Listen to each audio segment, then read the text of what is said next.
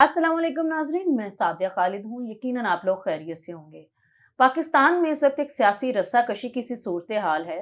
कभी पलड़ा जो है वो हुकूमत की तरफ झुका हुआ दिखाई देता है, कभी इमरान खान साहब का पलड़ा जो है वो भारी दिखाई देता है। मुल्क में बहुत ज़्यादा जो है वो हालात ख़राब हैं। इलेक्शन की फ़िज़ा जो है उसके अंदर बहुत ज़्यादा रखना जो है वो पैदा हो गया है। कभी अदालतों में केस चल रहे हैं, कभी ज़मान पार्क में जो उनके फॉलोअर्स हैं उनके ऊपर अटैक हो रहा है गवर्नमेंट की तरफ से। कभी इमरान खान साहब जो हैं वो कहते हैं कि जी मैं अदालत नहीं जाऊंगा, मुझे सिक्योरिटी की ज़रूरत है, मुझे थ्रेट किया जा रहा है, मुझे जान से मार देंगे। कभी वो चले जाते हैं जब उनको लगता है कि अब खून रेजी जो है वो बहुत ज़्यादा हो गई है और इल्ज़ाम उन पे आने वाला है, तो वो अदालत चले जाती हैं। अजीब सी सूरत हाल दिखाई दे रही है पाकिस्तान की। कुछ समझ नहीं आ रहा कि हालात किस करवट पे बैठने वाले हैं। इस सारे सिनेरियो में एक सवाल उठता है कि क्या इमरान खान साहब एक और मुजीबुर रहमान बनने जा रहे हैं? मुजीबुर रहमान जो कि बांग्लादेश के बानी हैं और सबको याद होगा जो हिस्ट्री के तालिब इल्म हैं कि 71 में जब जो जमात थी मुजीबुर रहमान साहब की, उसने अक्सरियत से वोट हासिल किए थे और भुट्टो साहब की जो जमात थी उसके वोट कम थे, लेकिन भुट्टो साहब ने उनको गवर्नमेंट नहीं बनाने दी। उन्होंने कहा उधर तुम इधर हम, और इस बुनियाद पे इसी वजह से और इसके अलावा भी बहुत सारी वजूहात है जिसकी वजह से जो है वो पाकिस्तान दो लख्त हो गया और जो मशरक़ी पाकिस्तान था वो बांग्लादेश बन गया। अब इमरान खान साहब जो हैं जब से वज़ारत की कुर्सी से उतरे हैं उसके बाद से उनके नए से नए बयान और बयानिए हमारे सामने आते हैं। कभी वो जो है वो ख़त का साइफ़र का ऐलान करते हैं कि साइफ़र का कुछ हुआ था, फिर कभी वो ख़त का बताते हैं, कभी वो साज़िश का बताते हैं। फिर उसके बाद उनका बयानिया तब्दील होता है और उसके बाद वो कहते हैं कि मेरी जान को ख़तरा है, मुझे कत्ल करने की कोशिश की जा रही है। फिर वो इदारों के नाम लेना शुरू करते हैं कि ये कर रहा है, वो कर रहा है। अजीब बात ये है कि जब वो इन इदारों के नाम ले रहे हैं और नाम लेने के साथ वो कह रहे हैं कि ये फ़लाँ बंदा है, फ़लाँ इदारा है, ये हमारे साथ जो है ना इस तरह कर रहा है। और उसके बाद वो कहते हैं कि जी पीटीआई जो है वो इश्तियाल की सियासत पे यकीन नहीं रखती। वो अपने फॉलोअर्स को कभी हाथ में कानून नहीं लेने देगी। वो कभी कोई ऐसी बात नहीं करेगी जो मुल्क दुश्मनी के अंदर आती हो या फिर जिससे मुल्क को नुकसान पहुँचता हो। अभी हाल ही में उन्होंने एक बयान में कहा कि इन्होंने इदारों ने कतर के मामला से कुछ नहीं सीखा। तब भी ऐसा हुआ था कि इन्हीं की वजह से जो हमारा मुल्क है पाकिस्तान वो 2 टुकड़े हो गया था।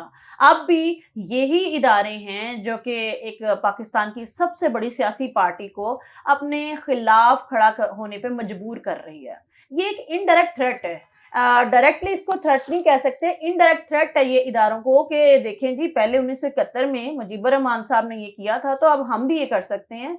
तो डायरेक्ट थ्रेट नहीं दिया गया, इनडायरेक्ट वो अपने फॉलोअर्स को ये कह रहे हैं, उनके माइंड में ब्रेन वॉशिंग कर रहे हैं। मुझे समझ नहीं आती है कि आखिर इतनी छूट उनको क्यों मिल रही है और क्यों उनको इजाज़त दी जा रही है कि वो इस तरह की बात करें। इससे पहले जब 22 अगस्त 2016 में इल्ताफ़ हुसैन साहब जो कि एमक्यूएम के बानी हैं, जब उन्होंने कोई ऐसी तकरीर की थी जो कि हमारे इदारों के ख़िलाफ़ थी, हमारे पाकिस्तान के ख़िलाफ़ थी, तो उन पे बैन लगा दिया गया था। नतीजा ये हुआ कि एमक्यूएम जो है वो टुकड़ों में बँट गई, शिकस्त और रेख का शिकार हो गई और अब उसका नामो-निशान दिखाई नहीं देता। वो खुद अपने आप से के अंदर जो है वो एक अजीब शिकस्त और रेख का शिकार है जिसकी वजह से वो लोग दोबारा अपना खोया मुकाम हासिल करने की कोशिशों में हैं। इमरान खान साहब सेम वही काम कर रहे हैं। वो डायरेक्टली कुछ नहीं करते। वो डायरेक्टली कभी किसी इदारे के खिलाफ जो है ना इस तरह नहीं कहते कि इस इदारे के खिलाफ तुम लोग एक्शन लो। वो अपने फॉलोअर्स के हमेशा ब्रेन वॉशिंग करते हैं। उनके दिमाग में बात इस इनडायरेक्ट वे में डालते हैं और फिर कहते हैं हम इदारों के खिलाफ नहीं। इदारों के खिलाफ जाने के लिए और क्या करना चाहिए? अभी रिसेंटली देखिए जब राना सनाउल्लाह साहब ने एक बयान दिया था, वो इंतहाई गलत बयान था कि उन्होंने कहा कि या तो हम रहेंगे या फिर ये रहेंगे। अब हालात उस नहज पे आ गए हैं। जमहूरी जो मुल्क होते हैं वहाँ पे ऐसा नहीं होता। जमहूरियत जहाँ पे हो वहाँ पे दोनों को इत्तेफाक राय और इख्तिलाफ राय दोनों का हक होता है और अगर उन्होंने ये बयान दिया था उन्होंने भी गलत किया। फिर रिसेंटली जो है वो राना तनवीर जो हैं वो एमएनए हैं पीएमएलएन के, उन्होंने असेंबली के फ्लोर पे खड़ा होके ऐसे अल्फाज इस्तेमाल किए हैं इमरान खान साहब के लिए जो कि इंतहाई नाखुशगवार और गलत हैं, अब्यूज़िव लैंग्वेज का इस्तेमाल किया है। उन्होंने भी दुरुस्त स्ट्रेटेजी नहीं अपनाई है, वो गलत कर रहे हैं। लेकिन बात यह है कि टू रॉन्ग्स जो होते हैं ना, वो टुगेदर कभी भी कोई चीज राइट नहीं हो सकती। आप किसी रॉन्ग का कम्पीट करने के लिए अगर रॉन्ग कर रहे हैं तो आप उसको राइट नहीं कह सकते। A wrong will always be a wrong. Imran Khan साहब जो हैं वो जाहिर है कि उनके जितने फॉलोअर्स हैं उनमें 80 to 90% सारी यूथ है, नौजवान, वो जो 17-18 साल के हैं या उससे ऊपर के हैं। तो जो उनमें सेंसिबल एज के लोग हैं, जाहिर है वो तो इन चीज़ों से ऐसे इन्फ्लुएंस नहीं होंगे।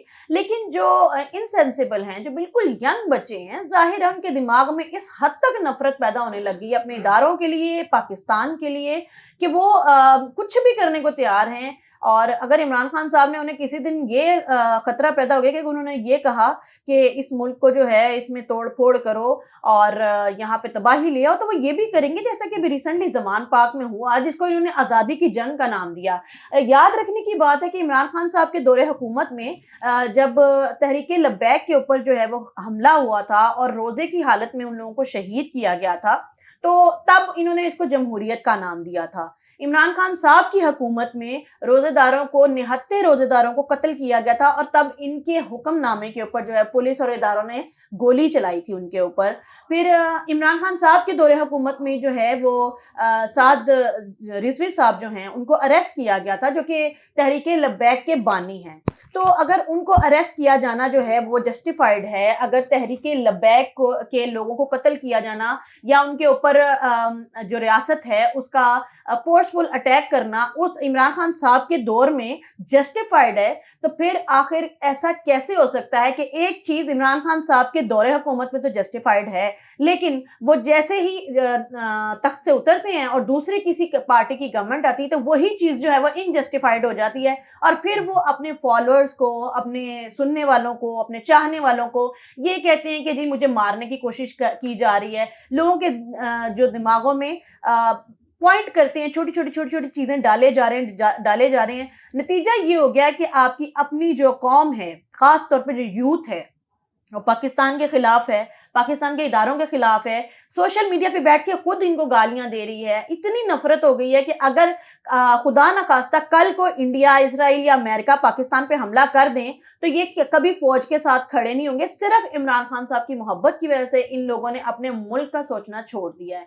इमरान खान साहब थ्रेट कर रहे हैं, इमरान खान साहब जो है वो नेगेटिविटी फैला रहे हैं, ये किसी को दिखाई नहीं देता है। वो तमाम लोग जो कि इमरान खान साहब के पॉजिटिव रवैयों को हाईलाइट करते हैं, आखिर मैं तो इस्तदा करूंगी पीटीआई को और पीटीआई के फॉलोअर्स को कि वो जरूर इस चीज को देखें कि जरूरी नहीं है कि हमेशा जो है वो थप्पड़ मारने के लिए जो है वो किसी को समझाने के लिए थप्पड़ ही मारा जाए। कभी कभी जो है ना दिमाग में बातें इम्पोज की जाती हैं। पंजाबी की एक कहावत है कि मारा तीनू समझावा नूनू, यानी कि जब आपने अपनी बहू को कोई बात समझानी हो तो आप थप्पड़ अपनी बेटी को मारते हैं ताकि इनडायरेक्टली मैसेज पहुंच जाए बहू को। सेम यही हो रहा है इमरान खान साहब की तरफ से भी कि उनकी पार्टी जो कर रही है कि वो डायरेक्टली कुछ नहीं कर रहे इदारों के खिलाफ, रियासत के खिलाफ, पाकिस्तान के खिलाफ, लेकिन वो कुछ ना कुछ ऐसा बयान जारी करते हैं जो इनडायरेक्टली जो है थ्रेट है। और मेरा ख्याल है कि ये कोई अच्छी रविश नहीं है। इमरान खान साहब और पीटीआई को इसको लुक अप टू करना चाहिए और इस चीज को, इस रविश को बदलना चाहिए, क्योंकि पाकिस्तान का वजूद जो है वो इस कौम के लिए, इस यूथ के लिए बड़ा जरूरी है। और अगर ये पाकिस्तान ही नहीं रहेगा तो फिर ये हुकूमत कहाँ करेंगे? अगर दूसरी पार्टीज गलत हैं, पीएमएलएन गलत है, पीपीपी गलत है, तो फिर पीटीआई वो गलतियां ना करे जो ये सब लोग कर चुके हैं इदारों के खिलाफ सिर्फ अपने जाती मफाद के लिए। इमरान खान साहब भी वही गलती दोहरा रहे हैं। पाकिस्तानी होने के नाते मैं उनसे ये इस्तदा करूंगी, उनकी पार्टी से, कि खुदारा होश के नाखून लीजिए और अपने फॉलोअर्स को मिस यूज मत कीजिए पाकिस्तान के खिलाफ, उसके इदारों के खिलाफ, क्योंकि पाकिस्तान है तो हम हैं। आपकी इस बारे में क्या राय है? गालियां देने के अलावा कंस्ट्रक्टिव राय का इजहार भी कीजिएगा, कमेंट बॉक्स में जरूर बताइएगा। सादिया खालिद को आज के लिए इजाजत दीजिए। अल्लाह हाफिज।